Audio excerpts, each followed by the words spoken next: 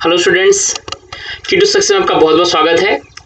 तो आज का जो हम टॉपिक देखेंगे उसमें देखेंगे government initiative in higher education, regulatory body of higher education. तो इससे पहले हम देखते हैं फॉर्मल एजुकेशन। तो ये बहुत ही इंपॉर्टेंट टॉपिक है, यहाँ से एग्जाम में हमेशा क्वेश्चन आते हैं। इसको आप ध्यान से देखिएगा और इसको बढ़िया प्रॉपर नोट बना लीजिएगा। तो इसमें हिंदी और इंग्लिश दोनों में नोट्स दिया हुआ है, तो इसको आप हिंदी वाले हिंदी में लिख सकते हैं और इंग्लिश में लिख सकते हैं। तो इसको स्टार्ट करते हैं। सबसे पहले देखते हैं फॉर्मल एजुकेशन के बारे में। एक हाइलाइटर का यूज कर लेते हैं। तो फॉर्मल एजुकेशन वो होता है जिसमें हम कॉलेज या फिर स्कूल जाते हैं और स्टूडेंट टीचर्स आमने सामने होते हैं और जो पढ़ाई होती है इसको फॉर्मल एजुकेशन कहा जाता है। औपचारिक शिक्षा, जिसमें औपचारिक शिक्षा की औपचारिकताएं होती हैं, जिसमें स्टूडेंट का कॉलेज या स्कूल जाना कंपल्सरी होता है। Formal education refers to the classroom teaching where face-to-face interactions take place between the teacher and students. The teachers can make use of lectures, presentation, slides, posters, models, etc. to illustrate the contents. तो जो शिक्षक है अपने content, अपने सामग्री को समझाने के लिए व्याख्यान विधि, प्रस्तुतिकरण, स्लाइड्स, पोस्टर, मॉडल्स, इन सब का वो प्रयोग करता है। It can be teacher centered or student centered depending upon the techniques, strategies and aids used by the teachers. तो ये शिक्षक केंद्रित भी हो सकता है और विद्यार्थी केंद्रित भी हो सकता है। ये निर्भर करता है कि शिक्षक किस प्रकार की तकनीक, रणनीतियां या फिर शिक्षक सहायक सामग्री का प्रयोग कर रहा है, ये उन पर निर्भर करता है। Distance or open education, here students need not to be in direct contact with the teachers or with each other. अब देखते हैं डिस्टेंस एजुकेशन के बारे में। तो हमने इससे पहले देखा था फॉर्मल एजुकेशन। तो डिस्टेंस एजुकेशन में क्या होता है कि स्टूडेंट और टीचर दोनों दूर दूर रहते हैं और दोनों आपस में इंटरेक्ट नहीं करते हैं। और यहाँ पे क्या होता है कि student have to enrol for a course and they will be provided the study materials covered in text books, videos and audios. तो यहाँ पे स्टूडेंट पहले वो रजिस्टर्ड होता है, उनको स्टडी मटेरियल प्रोवाइड किए जाते हैं, टेक्स्ट बुक, वीडियोस, ऑडियोज सब प्रोवाइड किए जाते हैं, जिससे वो अपनी पढ़ाई को पूरी करता है। तो ये जो डिस्टेंस एजुकेशन है, जो वर्किंग क्लास हैं, हाउस वाइफ हैं या फिर ऐसे स्टूडेंट होते हैं जो स्कूल कॉलेज तक नहीं जा पाते, उनके लिए बहुत ही उपयुक्त होता है ये। तो इसके लिए जो डिस्टेंस एजुकेशन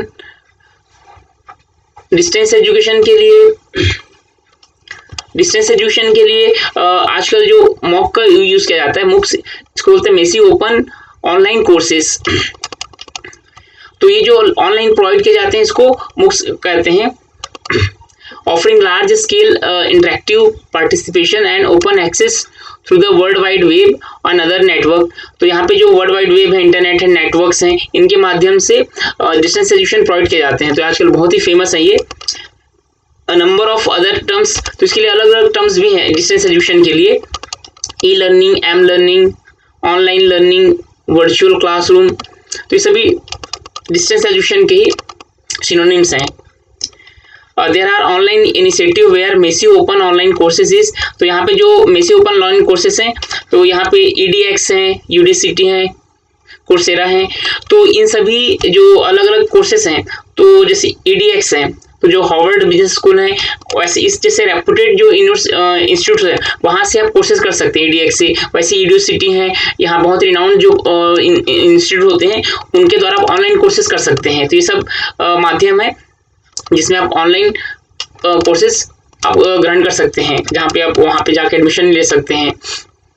और जो ये जो डिस्टेंस एजुकेशन होते हैं ये यूनिवर्सिटी के द्वारा प्रोवाइड किया जाता है, जो कि रेगुलर कोर्सेज चलाती है, उनका एक अलग से डिपार्टमेंट होता है डिस्टेंस एजुकेशन के लिए। और जो ओपन यूनिवर्सिटी होती है वो अलग से होती हैं, ओपन यूनिवर्सिटीज, इसके बारे में मैंने पहले ही वीडियो में बताया था। तो वहाँ पे क्या होता है कि उनका अलग प्रोसेस होता है, लेकिन दोनों ही को इन जनरल दोनों को डिस्टेंस एजुकेशन ही कहा जाता है। तो जो डिस्टेंस एजुकेशन में जो स्टूडेंट हैं, लर्नर हैं, टीचर्स हैं, वो टेलीफोन के माध्यम से, video conferencing, email, website, chat session, tele conferencing, इनके माध्यम से लोग मिलते हैं और कम्युनिकेट करते हैं एक दूसरे से। तो जो भी बातें हैं वो मेल के थ्रू की जाती हैं। इवन पोस्टल कॉरेस्पॉन्डेंस का भी इसमें यूज किया जाता है और इवन वीकली कॉन्टेक्ट क्लासेस भी लगाई जाती हैं। जैसे इग्नू का होता है, हर संडे को इनकी डाउट क्लियरिंग क्लासेस लगाई जाती हैं। तो जो इनकी कोर्सेज कर रहे हैं और जिनको डाउट्स होती हैं उस पर्टिकुलर टॉपिक से उसको वो दूर कर सकते हैं। इस प्रकार से डिस्टेंस लर्निंग में पढ़ाई होती है और अभी के टाइम पे बहुत ही अच्छा इसको प्रमोट किया जाता है कि जो डिस्टेंस एजुकेशन है, जो अपनी पढ़ाई को छोड़ दिए रहते हैं उनको अपने पढ़ाई को जारी रखने के लिए बहुत अच्छा साधन है। अब देखते हैं हम लोग initiative of governments in the field of education, शिक्षा के क्षेत्र में सरकार की पहल। तो हम देखते हैं कि किस प्रकार से गवर्नमेंट इनिशिएट कर रही है। तो गवर्नमेंट ने ही ये स्वयं का भी निर्माण किया है। तो स्वयं का फुल फॉर्म होता है study webs of active learning for young aspiring minds. तो इस प्रकार का ये आप प्ले स्टोर से इसको डाउनलोड कर सकते हैं। ये फ्री ऑनलाइन एजुकेशन होता है ये। तो इसका मिशन पंचलाइन है शिक्षित भारत उन्नत भारत। तो ये एक मिसिव ऑनलाइन ओपन कोर्सेज का एक प्रकार है ये, जिसको भारत सरकार ने शुरुआत की है। Where courses from the prestige institute are available. तो जो प्रतिष्ठित संस्थान है हमारे भारत में उनके द्वारा यहाँ पे ऑनलाइन कोर्सेज प्रोवाइड की जाती हैं। Students are enrolled in this courses free of cost. यहाँ पे जो स्टूडेंट हैं वो फ्री ऑफ कॉस्ट में इनरोल होते हैं, उनके लिए शुल्क नहीं लिया जाता है। और नेक्स्ट है ज्ञान। तो ज्ञान का फुल फॉर्म होता है global initiative for academic networks. यह एक अकादमिक नेटवर्क के लिए वैश्विक पहल है ये। तो यहाँ पे पूरे विश्व के जो प्रोफेसर्स हैं, टीचर्स हैं, आपस में जुड़े होते हैं और उनसे हमको यहाँ पे नॉलेज प्राप्त होता है। It is an academic network which help in delivering lectures bye distinguished professors and experts through the online mode. Online mode से जो पूरे विश्व के जो एक्सपर्ट्स हैं, टीचर्स हैं, वो इसमें जुड़े होते हैं और आपको जो भी प्रॉब्लम है उनका समाधान इसमें किया जाता है। It is advised to augment these resources and increase scientific and technological capacity। यह संसाधनों को बढ़ाने के लिए और वैज्ञानिक तकनीकी क्षमता को बढ़ाने के लिए परिकल्पित माध्यम है ये। तो इनके माध्यम से जो अमेरिका में है, इटली में है, वो हमको मदद कर सकते हैं और हम उनसे भी पढ़ सकते हैं। तो इस प्रकार का इनिशिएटिव है ये। नेक्स्ट है एनटीए। तो ये गवर्नमेंट का भी पहल है। तो पहले जो एग्जाम होता था उसमें बहुत टाइम लगता था रिजल्ट आने में। तो एनटीए को सरकार ने गठित किया है। The government has established a new organisation national testing agency. तो इनका जो काम है वो टेस्ट लेने का है। तो अभी क्या IT, JEE, UGC NET, CSR NET, इनके सभी के एग्जाम वो एनटीए लेता है। पहले जो नेट का एग्जाम होता था 5-5 महीने में रिजल्ट आता था। जैसे अगर हम दिसंबर अगर एग्जाम दिलाए हैं तो 5 महीने बाद जो जून में जो एग्जाम होता था, जून के फर्स्ट वीक में उसका रिजल्ट आता था और लास्ट वीक में नेक्स्ट एग्जाम होता था। तो जो लोग अगर क्लियर कर लेते थे उनका एप्लीकेशन फॉर्म वेस्ट हो जाता था। तो इसलिए सरकार ने अलग से टेस्टिंग एजेंसी इसको तैयार किया है। It is a platform for conducting online test for UGC NET, NEET, JEE, CSIR NET, ये सभी ये एग्जाम कंडक्ट करती हैं। और अभी एनटीए और जो स्वयं को आपस में कनेक्ट कर दिया गया है। तो एनटीए क्या करती है, एग्जाम कंडक्ट करती है और स्वयं के द्वारा उनको सर्टिफिकेट दिया जाता है जो एग्जाम को क्लियर कर लेते हैं। तो स्वयं के साथ में एनटीए को कोलैब भी किया गया है। नेक्स्ट है कैंपस कनेक्ट। तो कैंपस कनेक्ट क्या है, ये क्वालिटी कंटेंट को जनरेट करने का एक माध्यम है ये। It's aim at generating quality content as well as providing connectivity to institutes to access it under the national mission on education through information communication technology. तो NMEICT एक गवर्नमेंट का प्रोजेक्ट है। इसके अंतर्गत जो अच्छे जो इंस्टीट्यूट उनसे जुड़ के क्वालिटी कंटेंट को तैयार करने का काम करता है कैंपस कनेक्ट। नेक्स्ट है national e library. National e library it is a project under ministry of human resource development and aims at integrating digital library into one portal. तो इसका उद्देश्य ये है कि जितने भी लाइब्रेरीज है सबको एक कनेक्ट कर लें, एक पोर्टल बन जाए और वो हमारे इंडिया के स्टूडेंट लोगों को प्रोवाइड किया जाए, जिसमें क्वालिटी कंटेंट्स उनको फ्री ऑफ कॉस्ट में मिल सके। यहाँ पे लाखों जो पुस्तकों का भंडार यहाँ पे होगा, को लोग एक्सेस कर पाएंगे, जिससे क्या होगा कि फ्री में उनको एक अच्छे क्वालिटी की बुक्स मिल पाएंगे। एजुकेशन इसलिए आगे बढ़ा क्योंकि हमको अच्छे कंटेंट्स मिल नहीं पाते हैं। तो ये अच्छे कंटेंट्स प्रोवाइड करने के लिए नेशनल ई लाइब्रेरी को गवर्नमेंट ने इनिशिएट MHRD ने इसको बनाया है, जिससे सभी अच्छी अच्छी पुस्तक को पढ़ सकें। नेक्स्ट है PMKVY, प्रधानमंत्री कौशल विकास योजना, aims at skill development among youth which will increase their employability. तो ये जो योजना है प्रधानमंत्री कौशल विकास योजना, इनके तहत जो यंग हैं युवा हैं उनमें कौशल का विकास करना, जिससे उनमें जो रोजगार की क्षमता बढ़ सके। तो अगर उनमें कौशल का विकास होगा तो उनको डेफिनेटली जॉब मिलेंगे।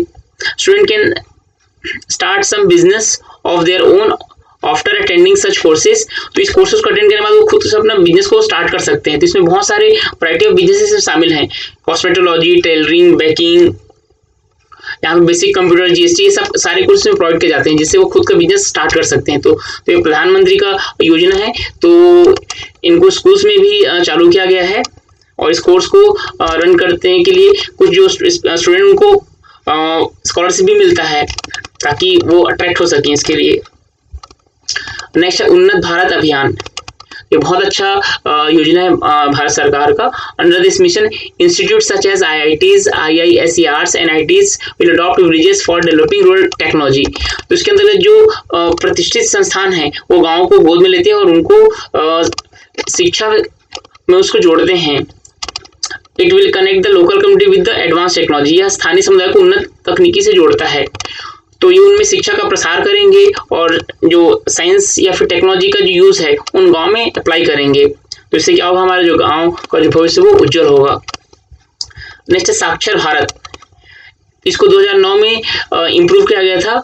इसको लिटरेसी रेट बढ़ाने के लिए इसको लॉन्च किया गया था। इसे साक्षरता दर में सुधार के लिए 2009 में शुरू किया गया था। It's aim specially on educating adult women so has reduce the gender gap in literacy rates. तो इसमें जो महिलाओं में जो शिक्षा का दर है उसको बढ़ाने के लिए, जिससे महिला और पुरुष में जो शिक्षा का दर है उसमें उसका जो गैप कम हो सके। It also aim at skill development so that they can earn for their livings. तो इनके द्वारा उनमें कौशल विकास भी इनका लक्ष्य है, जिससे वो अपनी जीविका चला सकें। अब देखते हैं इसमें राष्ट्रीय उच्चतर शिक्षा अभियान, नेशनल हायर एजुकेशन मिशन। इससे भी क्वेश्चन आए हुए हैं यूजीसी नेट में। तो ये जो राष्ट्रीय उच्चतर शिक्षा अभियान है, एक केंद्र सरकार की योजना है ये, जिसे 2013 में इसको लॉन्च किया गया था। इसके द्वारा क्या होता है कि जो एलिजिबल स्टेट्स हैं उनको हायर एजुकेशन के लिए उनको फंडिंग की जाती है। तो जिस स्टेट में शिक्षा का स्तर को बढ़ाना है और जहाँ पे डिसइक्विलिब्रियम है, तो वैसे स्टेट के इंस्टीट्यूट को चयन किया जाता है और उनको फंडिंग दी जाती है। उनको फंडिंग देने का एक इसमें रेशियो दिया है। तो जो केंद्र सरकार जो फंड देता है, तो जो नॉर्मल कैटेगरी के जो स्टेट्स होते हैं उसमें 60% सेंटर देती है, 40% वहाँ का स्टेट सरकार देगा। और जो अगर स्पेशल कैटेगरी के स्टेट हैं, राज्य हैं, तो उसमें 90% केंद्र सरकार मदद करती है और 10% वो राज्य सरकार मदद करती है। और जो यूनियन टेरिटरी हैं, जो केंद्र शासित प्रदेश है, वहां पर 100% स्टेट गवर्नमेंट अपना फंड देती है। तो ये अपने नॉर्म को पूरा करने के लिए अपने आउटपुट के हिसाब से जो केंद्र सरकार है वो फंड प्रोवाइड करती है। Objectives of RUSA. अब देखते हैं रूसा के उद्देश्य। तो यहाँ से एग्जाम में क्वेश्चन भी आए हुए हैं। तो इनका उद्देश्य है कि क्वालिटी एश्योरेंस फ्रेमवर्क। तो यहाँ पे एग्रीडेशन जो होती हैं, जो गुणवत्ता को मापन करने के लिए संस्थाओं को तैयार करना और इनके माध्यम से गुणवत्ता में वृद्धि करना। Improve the overall qualities of the state institution. तो जितने भी स्टेट में इंस्टीट्यूशन है उनकी क्वालिटी में वृद्धि करना। उनको वृद्धि तभी की जा सकती है जब उनमें मानक स्थापित करें, उनका मापन किया जा सके। तो जो एग्रीडेशन इंस्टीट्यूट्स हैं उनको स्थापित करना और उनके द्वारा मानक तैयार किया जाएगा और जिससे उनकी गुणवत्ता में वृद्धि होगी। Ensure reform in affiliations academic and examination centre. और दूसरा उद्देश्य ये भी है कि इसमें संबद्धता अकादमिक और शिक्षा प्रणाली में सुधार करना। Create an enabling atmosphere in higher education institute to devote themselves in research and innovation. तो एक पढ़ाई का ऐसा माहौल करना जिससे उच्च शिक्षा में रिसर्च और जो इनोवेशन है, नवाचार का माहौल तैयार हो। और नेक्स्ट इसके उद्देश्य है रूसा के, expand the institutional base by creating additional capacity in existing institute and establish new institute in order to achieve the enrolment target. तो जो भारत सरकार का एनरोलमेंट का टारगेट है कि उसको पूरा करने के लिए नए नए इंस्टीट्यूट का स्थापना करना, जिससे एनरोलमेंट का जो टारगेट है, जितना लक्ष्य है पंजीकरण कराने का छात्रों को, वो पूरा हो सके। Correct regional imbalance. तो जो रीजनल इम्बैलेंस है, क्षेत्रीय असमानता है, जैसे किसी राज्य में ज्यादा एजुकेशन इंस्टीट्यूट है, किसी में कम है, तो जिसमें कम है वहां पे शिक्षा के संस्थान ओपन करना, जिससे जो क्षेत्रीय असमानता है वो दूर हो सके। Improve quality in higher education by providing adequate opportunity of the higher higher education, तो जो ऐसे वर्ग हैं जो शिक्षा से पिछड़ गए थे, तो उनको विशेष रूप से उनको सहायता करना ताकि उनको भी बराबर का शिक्षा हक मिल सके। जैसे एसटी एससी हैं, social and educationally backward classes जो शिक्षा से दूर रहे हैं, उनको प्रमोट करना। Women, minority, differently abled person, जो दिव्यांग व्यक्ति हैं, माइनॉरिटीज हैं, वुमेन हैं, इन सभी को शिक्षा के समान अवसर प्रदान करना, ये भी रूसा का उद्देश्य है। अब नेक्स्ट देखते हैं regulatory body of higher education, उच्च शिक्षा की नियामक इकाइयां। तो ये जो उच्च शिक्षा की नियामक इकाइयां हैं, तो ये क्या करते हैं कि ये दिशा निर्देश देते हैं जिससे शिक्षा की गुणवत्ता को बनाया जा सके, उनको बढ़ाया जा सके, और इनके परमिशन से ही इनके क्षेत्र के जो इंस्टीट्यूट हैं, यूनिवर्सिटीज हैं, उन पर नियंत्रण किया जाता है। तो सबसे पहले हमने देखे थे यूजीसी, यूनिवर्सिटी ग्रांट कमिशंस। तो जितने भी यूनिवर्सिटीज हैं उनको अगर ओपन करना है तो इनको परमिशन लेनी पड़ती है, और इनका जो स्टैंडर्ड है उनको जो फॉलो करते हैं वही यूनिवर्सिटी आगे रह सकती है। जो अगर इनके स्टैंडर्ड को फॉलो नहीं करते हैं उनको बैन कर दिया जाता है, उनको ब्लैक लिस्टेड कर दिया जाता है। इसके बारे में हमने ऑलरेडी डिस्कस किए हैं। इनको 1956 में इसको एक स्टैट्यूटरी इंस्टीट्यूट के रूप में इसको माना गया था। संवैधानिक जो इकाई है उसके रूप में ये स्थापित हुआ था यूजीसी। इसके बारे में डिटेल आप प्रीवियस लेक्चर्स में देख सकते हैं। नेक्स्ट है all India council for technical education, AICT कहा जाता है। तो ये 1945 में इसे एक एडवाइजरी बॉडी के रूप में इसको एस्टैब्लिश किया गया था, और 1987 में संसद में बिल पास करके इसे एक वैधानिक इकाई के रूप में दर्जा दिया गया था। तो जितने भी टेक्निकल कोर्सेज हैं या फिर जो नए इंस्टीट्यूट्स हैं उनको AICT से परमिशन लेना पड़ता है, और तभी वो अपने इंस्टीट्यूट को ओपन कर सकते हैं। और जो AICT है ये टेक्निकल फील्ड के पोस्ट ग्रेजुएट, अंडर ग्रेजुएट और डिप्लोमा सभी प्रकार के इंस्टीट्यूट इनके अंतर्गत आती हैं, और इनके अंदर जो अलग अलग कोर्सेज जो ये कवर करते हैं वह engineering, technology, pharmacy, architecture, hotel management, catering technology, management studies, computer applications, applied art and craft, तो ये सभी AICT के अंतर्गत आते हैं। नेक्स्ट देखिए काउंसिल ऑफ आर्किटेक्चर, इसको वास्तुकला परिषद कहा जाता है इसको। तो इसकी जो स्थापना है वो 1972 में आर्किटेक्चर एक्ट के तहत इसकी स्थापना हुई थी। तो एक्ट जो था हमेशा पार्लियामेंट में पास होकर ही बनता है, जो 1 सितंबर 1972 से ये अपने अस्तित्व में है। The act provide for registration of architects and matter connected therewith, यह अधिनियम आर्किटेक्ट और इससे जुड़े मामले के पंजीकरण का प्रावधान बताता है। ये तो आर्किटेक्चर वो होता है कि जो हम घर का जो नक्शा वगैरह बनाते हैं वो आर्किटेक्चर वाले बनाते हैं। तो इससे इसमें इनको एक गाइडलाइन प्रोवाइड करते हैं कि इसमें होता है कि कितने मंजिले के लिए कितना बेस बनाना चाहिए। इस प्रकार बहुत सारे नॉर्म्स होते हैं, वो सब इनके द्वारा सेट किया जाता है। नेक्स्ट है ICAR। तो जैसे आप यहाँ पे देख रहे हैं, इसका फुल फॉर्म है Indian council of architecture research. तो ये एग्रीकल्चर फील्ड के लिए होता है, ये इनका लोगो है। तो ये एक ऑटोनोमस बॉडी है जो कि department of agriculture, research and education इनके अंतर्गत काम करती हैं, जो कि ministry of agriculture and farmer welfare इनके अंतर्गत आते हैं।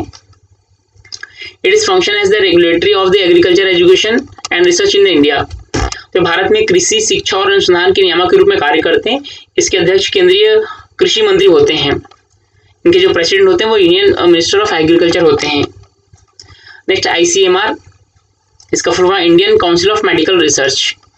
तो इसकी स्थापना 1911 में हुई थी, और इसे बाद में तो 1911 में जिसका स्थापना हुई थी वो Indian research fund association IRFA के रूप में हुई थी, और इसको फिर रीडिजाइन किया गया था, और 1949 में इसको ICMR बनाया गया था। It's main office is in new Delhi में है, और ये बायोमेडिकल रिसर्च में ये सबसे प्रमुख संस्थानों के रूप में ये माना जाता है। अब देखते हैं ICSSR, इसका full form Indian council of social science research. तो ये सोशल साइंस जो क्षेत्र में ये अलग से फंड प्रोवाइड करता है ये यूजीसी के अलावा। It provides fund maintenance and development grants for social science research, such fellowship and funds are outside the scope of UGC. तो यूजीसी के अलावा अतिरिक्त फंड ये प्रदान करते हैं सोशल साइंस के लिए specially. It sponsors various research project for awarding MPhil PhD degrees ICSSR। तो ये MPhil PhD के लिए ये प्रोजेक्ट प्रोवाइड करते हैं, और इनके जो 6 सेंटर हैं वो चंडीगढ़, हैदराबाद, कोलकाता मुंबई, न्यू दिल्ली, शिलिंग यहाँ पे हैं। नेक्स्ट देखते हैं CSIR, the council of scientific and industrial research. तो इसकी जो स्थापना 1942 में हुआ है। The council of scientific research is a apex body for industrial and scientific research in India. तो भारत में वैज्ञानिक और औद्योगिक अनुसंधान परिषद के सर्वोच्च निकाय है ये। इसकी स्थापना 1942 में हुई है। इसका जो मेन ऑफिस है वो न्यू दिल्ली में है और ये CSIR की एग्जाम भी ये कंडक्ट करता है। तो CSIR की जो क्वेश्चन वगैरह सेट करते हैं वो इनके द्वारा होता है, CSIR के द्वारा, और एग्जाम को कंडक्ट करने का काम NTA करती है और रिजल्ट डिक्लेयर का काम भी ये CSIR के द्वारा किया जाता है। इसके अलावा और भी बोर्ड हैं, रेगुलेटिंग बोर्ड, वो है डिस्टेंस एजुकेशन काउंसिल, जो कि डिस्टेंस एजुकेशन को रेगुलेट करता है और इसको 2012 में UGC को इसको सौंप दिया गया है। Rehabilitation council of India, national council for teacher education, तो भी रेगुलेटरी बॉडीज हैं। बार काउंसिल ऑफ इंडिया, जो कि वकीलों के लिए होता है ये। Pharmacy council of India, pharmacy की जितने भी कॉलेजेस हैं, इंस्टीट्यूट्स हैं, उनको ये कंट्रोल करती है। Dental council of India, national council of rural institution, state council of higher education. तो इन सभी जो रेगुलेटरी बॉडीज हैं, इनका काम ये होता है कि ये कोर्सेज को पहचान दिलाते हैं, कोर्सेज को मान्यता प्रदान करते हैं, फंड प्रदान करते हैं और करिकुलम को डिजाइन करते हैं। तो ये सभी इन रेगुलेटरी बॉडीज का प्रमुख काम होता है। तो इस वीडियो में बस इतना ही देखते हैं और हमारा जो अगला वीडियो होगा उसमें हम देखेंगे एग्रेडेशंस जो इंस्टीट्यूट हैं उनके बारे में देखेंगे और मूल्य शिक्षा के बारे में देखेंगे। इस वीडियो को देखने के लिए बहुत बहुत धन्यवाद और आपको अच्छा लगे तो आप इसमें कमेंट कीजिए और लाइक कीजिए, ज़्यादा इसको शेयर कीजिए, जिससे हम और मोटिवेट होंगे और आपके लिए और अच्छे वीडियो हम बनाते जाएंगे, इसकी क्वालिटी और इम्प्रूवमेंट करते जाएंगे। Thank you for watching this video.